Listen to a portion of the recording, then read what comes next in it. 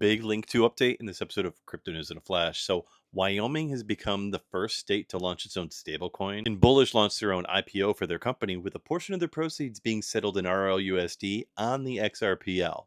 It seems like a small thing, and it is, but this is the first IPO settled on chain, so that does kind of make it a big deal. So Sharplink Gaming buys 143,000 more Ethereum. Their stock has already dropped like 20% recently, and I'm not sure how they're affording another 667 million in Ethereum. Tom Lee thinks Ethereum is where Wall Street and AI are going to converge.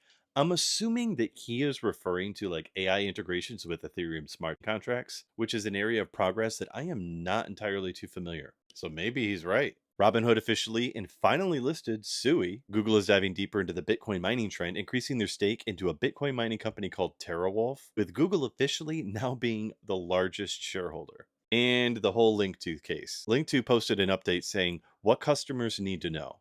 And I'm not going to read it all, but I will summarize a little bit of it. So it seems that customers never legally owned the Ripple shares despite buying them from Linqto. Linqto took your money but maintained legal ownership of the Ripple shares. So with Linqto filing bankruptcy, those shares are considered company assets under the bankruptcy. But remember, they filed Chapter 11, not Chapter 7, which means they plan to pay back the debts and could still end up in a positive direction. But this post highlights that the problem is that Linqto was intending to use those shares to back a dip loan. So if they did do that and they didn't pay back their debts, those shares, your shares, were going to be collateral as that loan and collected to pay that debt. The good news is that in that recent post, they said that they scrapped that idea, and the company is now apparently using its own shares to raise money for the bankruptcy, which is awesome. This was an agreement between Linqto and the UCC, and Linqto moving from that dip loan to selling their personal shares to raise capital.